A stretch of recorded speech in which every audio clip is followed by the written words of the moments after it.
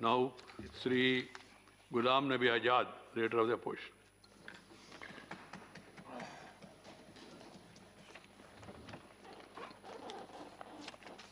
माननीय chairman sir, आज मैं यहाँ खड़ा हुआ हूँ माननीय राष्ट्रपति जी का धन्यवाद करने के लिए कि उन्होंने दोनों सदनों के सदस्यों को संबोधित किया। सर, मैं अपनी बात सिर्फ दो मुद्दों पर रखूंगा, किसान और जम्मू कश्मीर। माननीय राष्ट्रपति जी के भाषण में बहुत सारे मुद्दे हैं, लेकिन हमारे बहुत सारे दूसरे साथी उन पे चर्चा करेंगे। मुझे खुशी है कि माननीय प्रधानमंत्री जी भी तशरीफ लाए हैं और उन दोनों विषयों की तरफ माननीय प्रधानमंत्री जी का ध्यान बहुत ही जरूरी है और यही दोनों मुद्दों पे जिन पे मैं बोलने वाला हूं उनका समाधान निकाल सकते हैं। सर, माननीय राष्ट्रपति जी के भाषण में नौजवानों से मेरा मतलब है हमारे जो फौजी है और किसानों के बारे में चर्चा। जय जवान जय किसान हमारी पार्टी का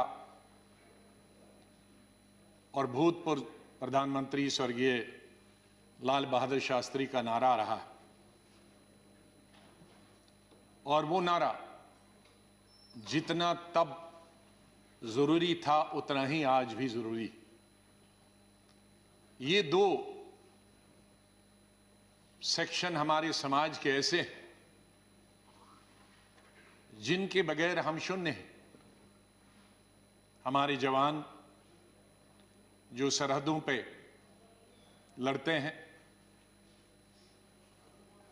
वो किस तरह की जिंदगी गुजारते हैं,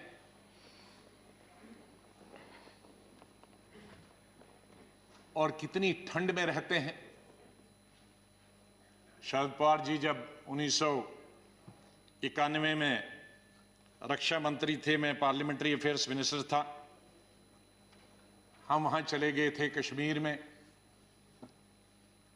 कश्मीर के पहाड़ियों पे जहां 16,000 फुट की बुलंदी पे ग्लेशियर हमारे फौजी रहते हैं। छत बर्फ की, दीवारें बर्फ की, फर्श बर्फ का, और इस तरह इस दफा जितनी सर्दी पड़ी है शायद कभी इतिहास में नहीं हुई है।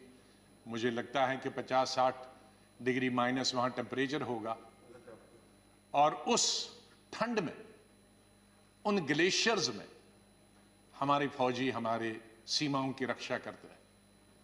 उसी रीजन में गलवान वैली में हमारे 20 नौजवान पिछले साल शहीद हुए, इसलिए मैं उन शहीदों को भी श्रद्धांजलि देता हूं और अपनी पार्टी की तरफ से पूरी हमदर्दी, पूरी सहानुभूति, पूरा सहयोग उन फौजियों को जो रेगिस्तानों में, गर्मी में और पहाड़ों में सर्दी में, इतनी गर्मी और सर्दी में रहते हैं, हम हमेशा उनके साथ रहें। सर, मैं उन 250 किसानों को भी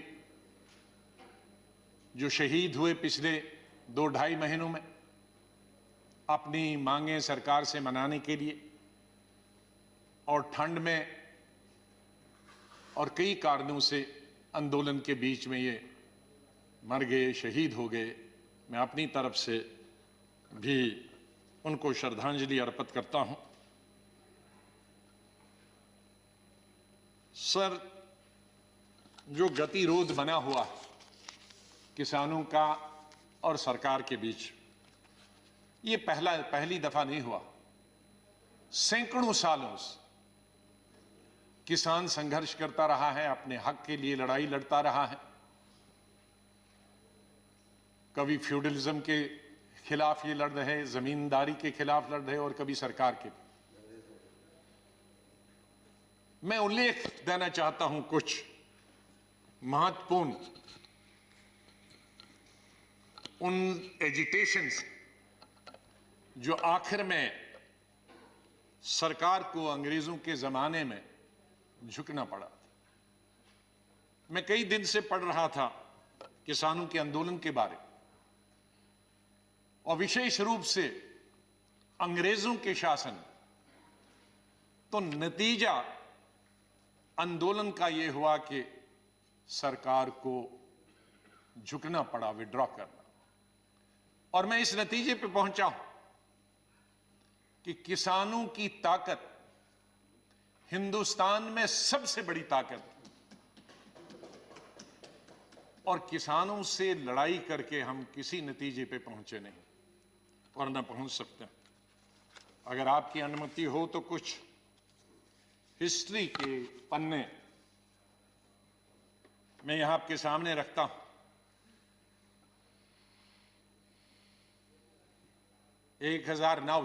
1900 से और 1906 के बीच में 3 कानून यूनाइटेड इंडिया में और ब्रिटिश इंडिया की हुकूमत में हुए।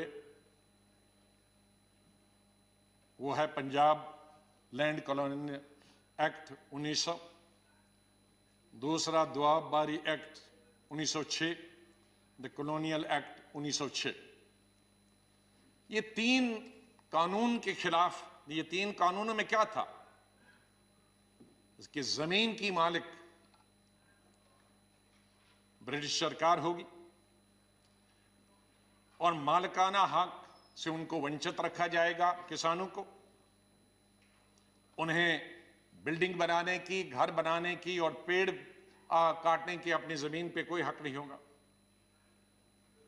और जो बड़ा बेटा होगा परिवार का, अगर वो एडल्ट नहीं होगा, अगर वो बालिग नहीं होगा और मर गया, तो ये जमीन छोटे भाई को जो बालिग नहीं है उसको नहीं ट्रांसफर होगी, जमीन गवर्नमेंट की होगी। इस पर बवाल मच गया और इस पर एजिटेशन 1907 में हुई।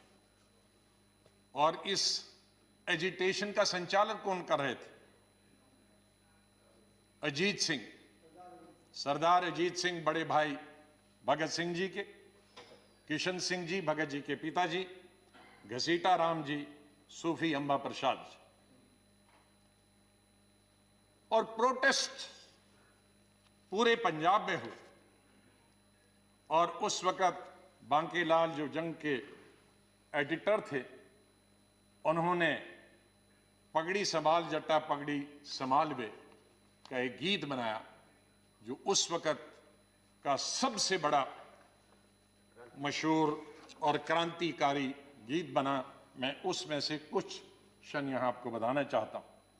पगड़ी संभाल जट्टा पगड़ी संभाल, तेरा लुट गया माल वे जट्टा पगड़ी संभाल, सारे जगदा पेट भरे तू, सारे जगदा पेट भरे तू, अन्नदाता कहलाए तू, उठ और उठ के खाक के जर्रे, खाक के जर्रे को कहता है, उठ और उठ के खाक के जर्रे एक सितारा बन जा तू, बुझा बुझा सा क्यों है दिल तेरा, एक अंगारा बन जा तू, ओ सदियों के ठहरे पानी बहती धारा बन जा तू, लुट गया माल तेरा लुट गया माल वे, पगड़ी संभाल जट्टा पगड़ी संभाल।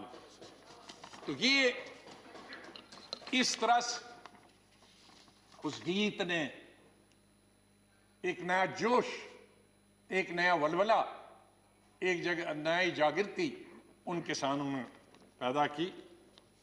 लाला लाजपत राय जी बीच में आए और उन्होंने भी अपना समर्थन दिया। गवर्नमेंट ने उस बिल में अमेंडमेंट का प्रस्ताव रखा, अमेंडमेंट की, माइनर अमेंडमेंट की, लेकिन इस अमेंडमेंट से और भी आंदोलन ज्यादा बढ़ गया क्योंकि ये उनकी सेटिस्फैक्शन के मुताबिक नहीं थी। और वायलेंस रावलपिंडी, गुजरांवाला, लाहौर में हुआ तब इंडिया यूनाइटेड था और नतीजा इसका हुआ कि तीनों बिल वापस ले गए सरकार की तरफ से, अंग्रेज हुकूमत। मैं दूसरा उल्लेख, ये हिस्ट्री को मैं अपना नहीं बोल रहा, मैं 1917 में चंपारण सत्याग्रह गांधी जी के नेतृत्व, और गांधी जी की यह पहली सत्याग्रह थी साउथ अफ्रीका आने के बाद। वहां भी नील की खेती होती थी, इंडिगो जिसको अंग्रेजी में बोलते थे, और वो जबरदस्ती अंग्रेज खेती वो करवा रहे थे। उन्हें अपनी खेती धान वगैरह की इजाजत नहीं थी। गांधी जी पहुंचे, वो लंबी स्टोरी में यहां नहीं बताना चाहता हूं, और सरकार को मजबूर किया कि कानून लाए नील की खेती को खत्म करने के लिए। बिहार और उड़ीसा लेजिस्लेटिव एक ही स्टेट था, उसमें बिल लाया गया, लेकिन मेंबर्स ने यह मांग की कि इस बिल को सिलेक्ट कमेटी को भेजा गया है, और ब्रिटिश सरकार ने वो मेंबर्स की मांग मानी और इसको सिलेक्ट कमेटी में भेजा गया। और न सिर्फ इस बिल को सिलेक्ट कमेटी में भेजा गया, बल्कि एक कॉपी गांधी जी को दी गई और कहा कि आप भी अपने सुझाव बताओ।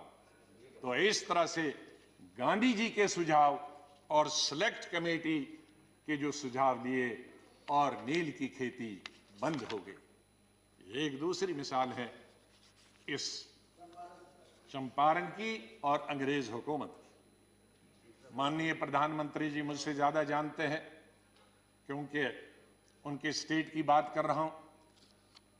चौथे आंदोलन की 1918 में खेड़ा सत्याग्रह, जिसमें महात्मा जी गांधी जी शुरू हुए, और बाद में उसका संचालन सरदार वल्लभ भाई पटेल और उनके साथियों ने उसको चलाया। गांधी जी ने और पटेल जी ने कहा कि देश भर के लोग नहीं आएंगे, गुजरात के भी लोग नहीं आएंगे, यहाँ के लोग सिर्फ इसका आंदोलन करेंगे, या ज्यादा से ज्यादा गुजरात के लोग, लेकिन बाहर के लोग नहीं आएंगे। उन्होंने पिटीशन दी बंबई सरकार को, कमिश्नरी को, कि हमारे टैक्स खत्म किए जाएं। उन्होंने बंबई सरकार ने, जो उस वक्त की यूनाइटेड सरकार थी ब्रिटिश की, उन्होंने उनकी डिमांड को रद्द कर दिया, और उनको वार्न किया गया कि अगर आप ये टैक्स नहीं देंगे, आपकी जमीन जब्त की जाएगी, आपकी प्रॉपर्टी जब्त की जाएगी, आप जेल में जा सकते हैं। लेकिन रिवोल्ट इतना बढ़ा कि लोगों ने उसकी कोई परवाह नहीं की गई। प्रॉपर्टी उनकी ली गई, जमीन उनकी ली गई, और जमीन सीज की गई, लोगों को अरेस्ट किया गया, लेकिन आंदोलन खत्म नहीं हुआ। और उसका नतीजा क्या हुआ? उस साल के लिए टैक्स माफ किए गए, और जो इंक्रीज जो बढ़ाए गए थे टैक्स सरकार ने, वो घटा लिए, और जो जमीन और घर सरकार ने लिए थे उनको वापस दे दिए। तो वापस किसानों की इसमें फिर से जीत हुई। मैं दूसरा सत्याग्रह की बात करता हूं, पांचवें सत्याग्रह की बात करता हूं, बरदोली 1928। इसमें भी 1925 में गवर्नमेंट बंबई प्रेसिडेंसी ने टैक्स बढ़ाए किसानों के 22%। इतना कभी भी टैक्स नहीं बढ़ा था। और सरदार वल्लभ भाई पटेल जी ने गवर्नर बंबई को लिखा टैक्स कम करने के लिए, लेकिन गवर्नर ने वो रिजेक्ट कर दिया। उसके बाद नॉन पेमेंट की वजह से लोगों को तंग किया गया, उनकी प्रॉपर्टी, उनके जान माल की हिफाजत करना मुश्किल हो गया था, और गवर्नमेंट ने ऑक्शन कर दी कई जमीनें और कई घर। लेकिन एक भी आदमी उस ऑक्शन के लिए नहीं आया।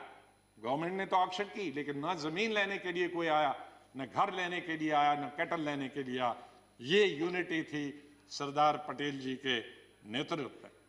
लेकिन रिजल्ट क्या हुआ कि 1928 में गुजरात में सबसे बड़ा सिविल ओबीडियंस हो गया सरदार पटेल जी के नेतृत्व में, और रिजल्ट ये हो गया कि गवर्नमेंट ने तमाम जमीनें वापस कर दी और जो 22% टैक्स लगा था, उसको लगान लगा था, उसको 6.03%, मतलब 6% किया 22% से। तो फिर किसानों की एक बार फिर जीत हो गई। तेलंगाना 1940 से 1950, और यहां जमींदारों और एक गरीब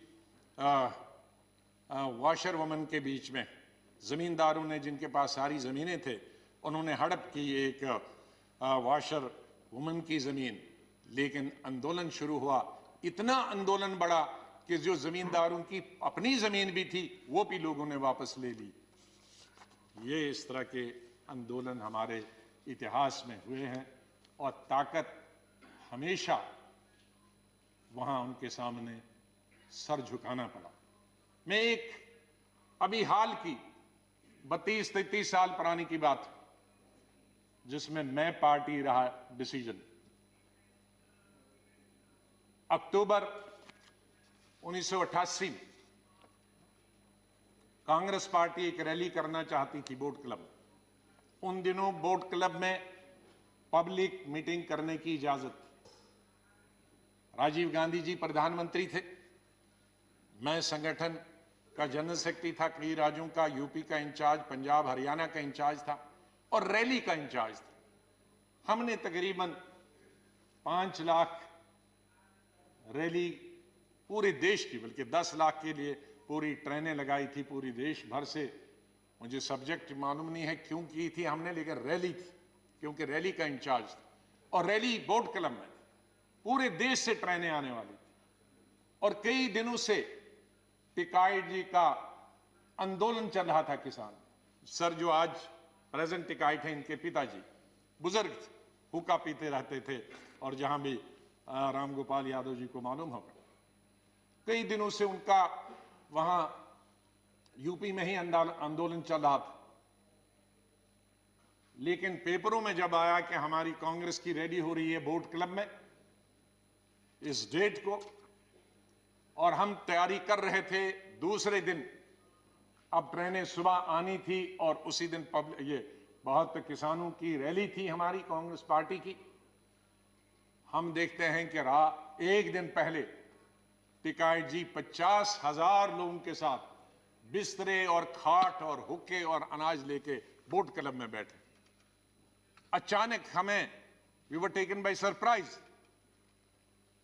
अब एक दिन था बीच और सरकारी कर्मचारी आए, मैं प्रधानमंत्री जी के पास बैठा था,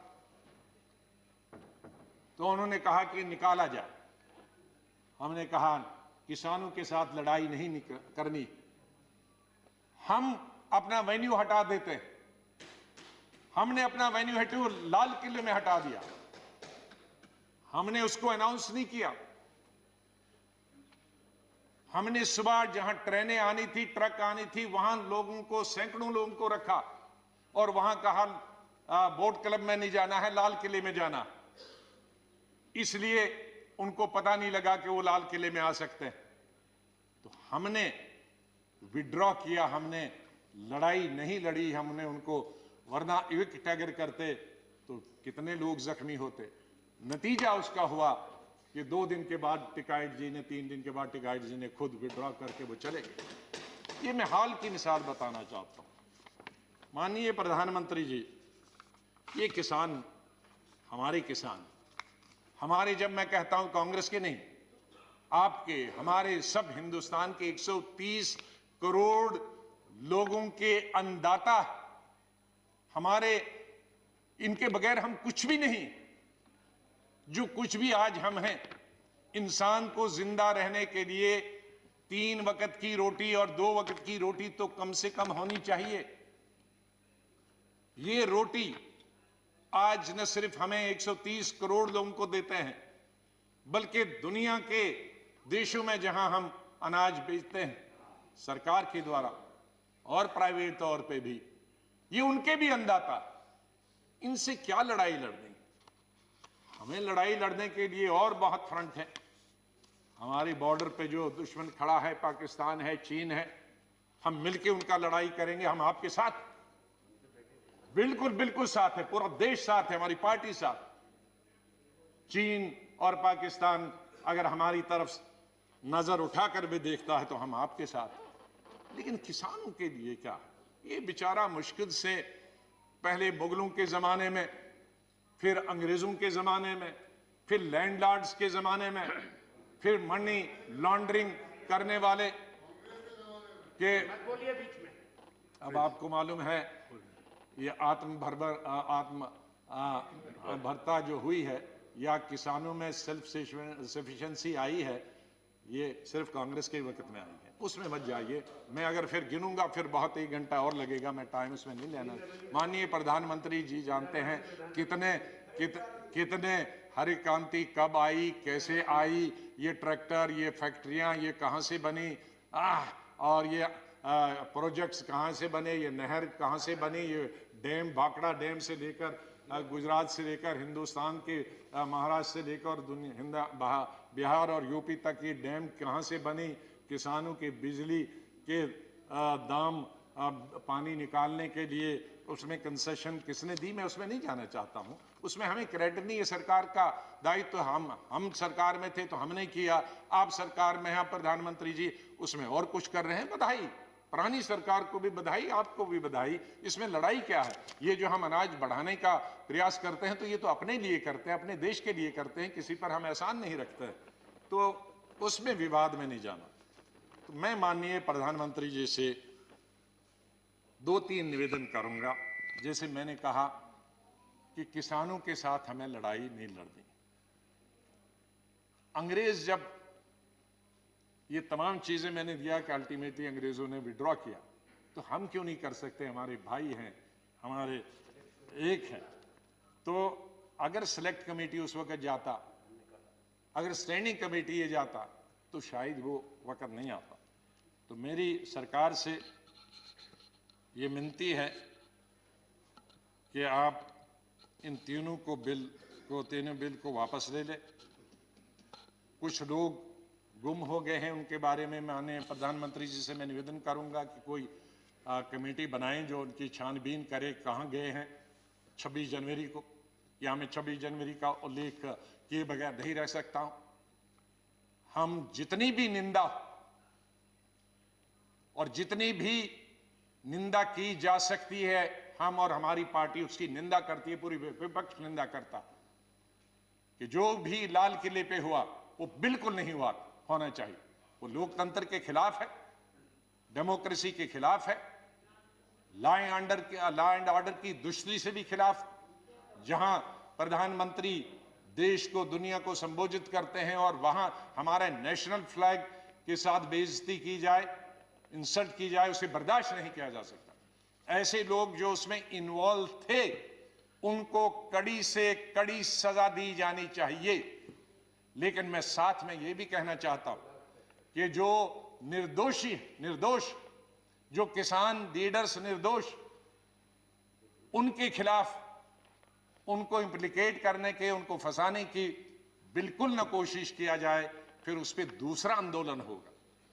इसलिए जो मैं देखता हूं कि आज इतने अरेस्ट हुए, लेकिन उनमें असली जो लोग हैं 2-4 ही दिखते हैं, बाकी लीडरों को पकड़ा जाता। तो मेरी ये निवेदन है। और इसी से जुड़े हुए कुछ हमारे पत्रकारों को और एक मेंबर शशि थरूर जी को भी उनके देशद्रोही के केस बनाए गए हैं। एक इंसान जो फॉरेन मिनिस्टर रहा, फॉरेन मिनिस्टर ऑफ स्टेट रहा, भारत का नेतृत्व विश्व में करता, वो कैसे देशद्रोही हो सकता? वो अगर देशद्रोही है तो फिर तो हम सब देशद्रोही, फिर कौन नहीं देशद्रोही? कैसे हम एक मेंबर ऑफ पार्लियामेंट जो लोगों ने लोकसभा में चुन के आता, जो देश का नेतृत्व विदेश में करे, उसको हम देशद्रोही कहेंगे? मीडिया के कई एडिटर्स, बहुत बड़े बड़े नाम हैं जो देश की सेवा करते हैं, डेमोक्रेसी को जिंदा रखने में उनका सहयोग रहा, उन पर अगर देशद्रोही का केस चलाएंगे हम, तो मेरे ख्याल में ये लोकतंत्र के खिलाफ होगा और इस सरकार के खिलाफ होगा। माननीय प्रधानमंत्री जी बड़े दिल वाले हैं, तो ये छोटी छोटी लोग, छोटी छोटी चीजें कई आते हैं, रिकमेंड होती है, उनको नजरअंदाज कर देना चाहिए। और बड़े आपके सामने तो इतनी चैलेंजेस हैं, इकोनॉमिक चैलेंजेस हैं, इतने कोविड के बाद तो हमको शून्य से शुरू करना है। आपके पास इतने बड़े बड़े मसले हैं हल करने के लिए। ये सरकार और माननीय प्रधानमंत्री जी अगर उनकी तरफ ध्यान दे तो बहुत अच्छा है।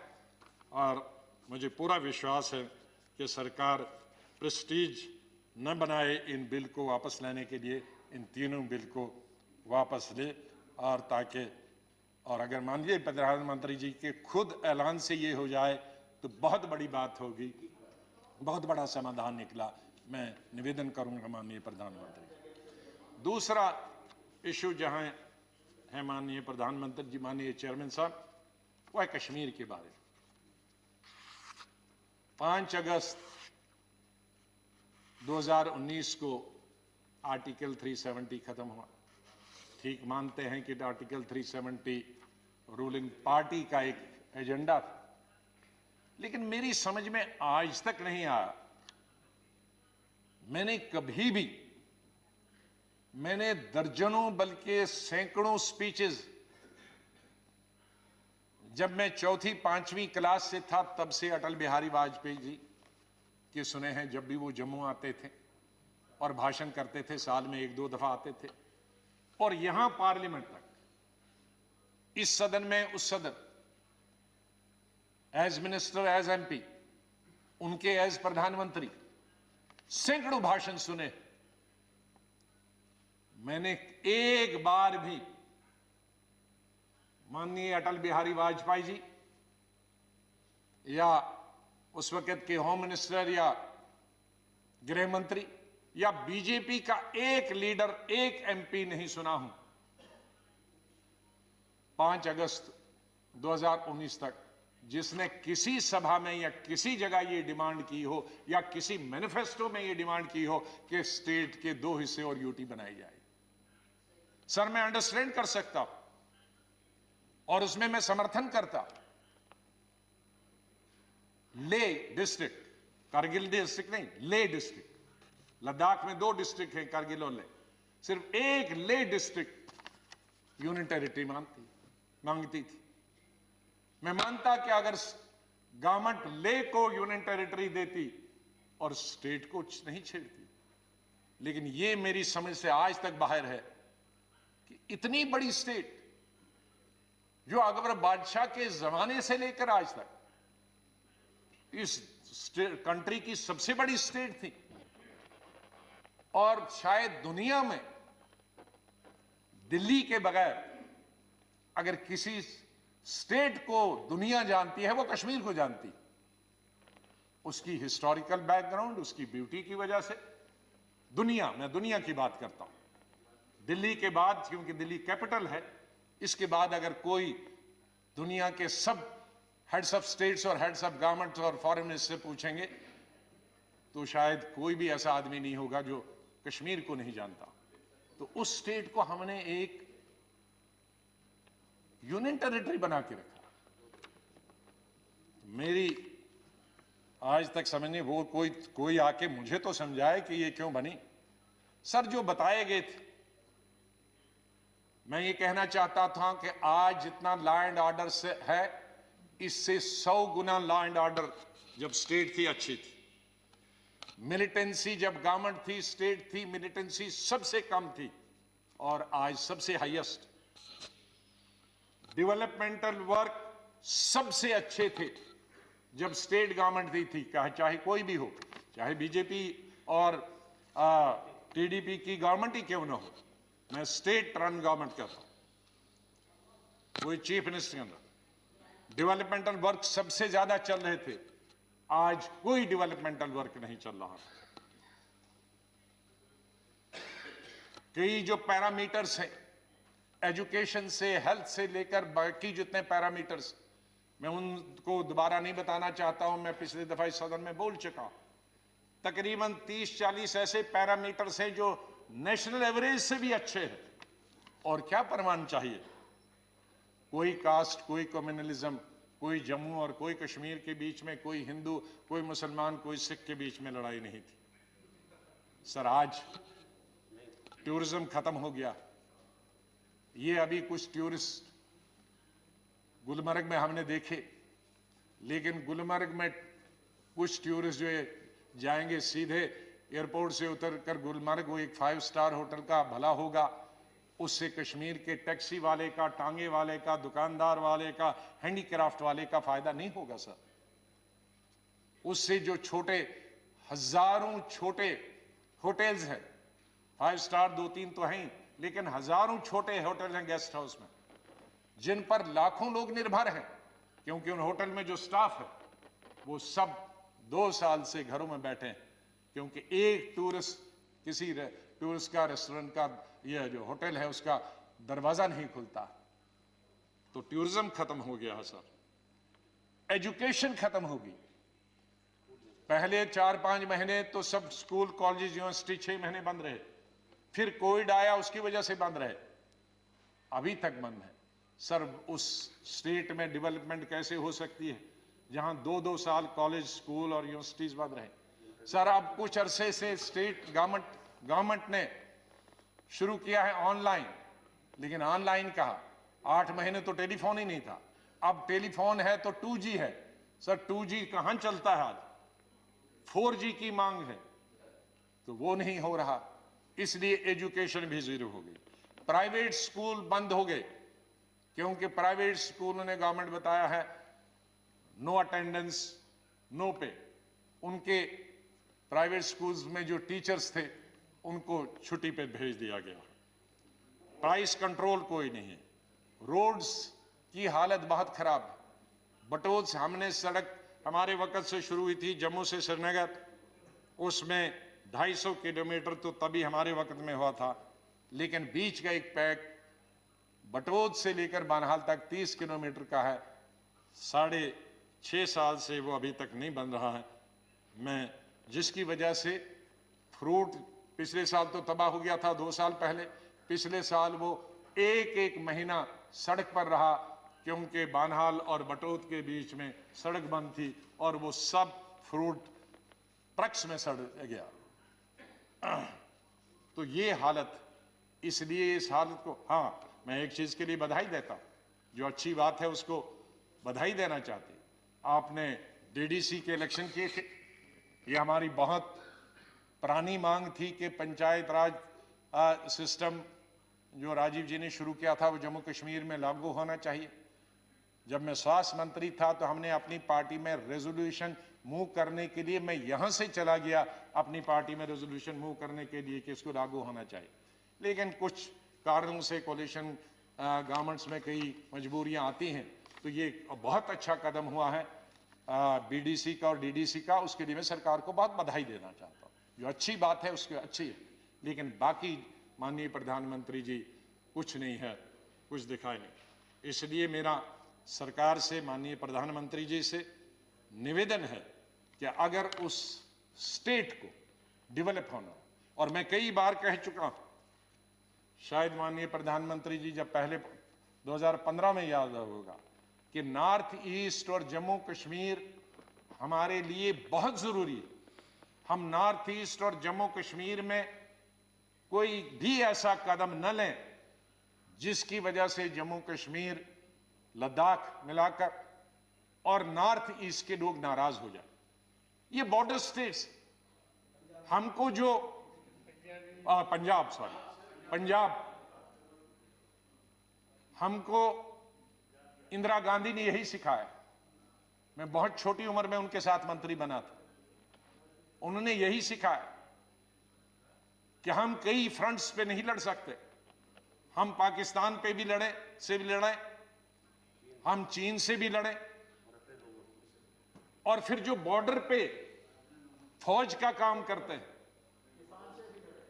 नहीं, उसकी बात में अभी किसान वाली बात खत्म हो गई, मैं जम्मू कश्मीर की बात करता हूं कि वहां हम लद्दाख के लोग भी नाराज हो जाएं। आप कहेंगे उनको यूटी मिली, खुश हो गए। नहीं, लद्दाख के लोग खुश नहीं हैं, क्योंकि 35A में उनकी जमीन कोई भी खरीद सकता है। नौकरी पहले जब था ये आर्टिकल 370, कोई बाहर वाला नौकरी नहीं कर सकता है। आज कोई भी बाहर वाला वहां क्लर्क भी जा सकता है, पियोन भी जा सकता है, तो इसलिए वो भी नाराज हैं। जब आप कहेंगे जम्मू वाले खुश हैं, जम्मू वाले भी खुश नहीं हैं, क्योंकि लैंड सबसे अगर कोई खरीदेगा बाहर वाला तो जम्मू में खरीदेगा, क्योंकि पंजाब और जम्मू पास में है। कश्मीर में शायद खरीदेगा या नहीं खरीदेगा। इसी तरह से जम्मू में क्यों दो दफा, एक दफा तो कोर्ट की 100 पोस्ट के लिए, क्लर्कल पोस्ट के लिए जगह निकली थी, ऑल इंडिया निकला एडवर्टीजमेंट, लेकिन 15 दिन में हाई कोर्ट को भी विड्रॉ करना पड़ा, क्योंकि आंदोलन हुआ जम्मू में। क्या अगर क्लर्क के लिए भी पूरा यूपी और बिहार से या तमिलनाडु कहीं से भी आएगा तो हमारा क्लर्क कहां से आएगा? विड्रॉ करना पड़ा। एक डिग्री कॉलेज के लिए फिर इसी तरह के छोटे लेवल के इंटरव्यूज निकले थे, नेशनल लेवल के, फिर विड्रॉ करना पड़ा। तो कहां है जम्मू भी नाराज? जम्मू का ट्रांसपोर्टर कहां नाराज खुश है? जम्मू का ट्रांसपोर्टर खुश नहीं है, जम्मू का दुकानदार खुश नहीं है, जम्मू का अनएम्प्लॉयड खुश नहीं है।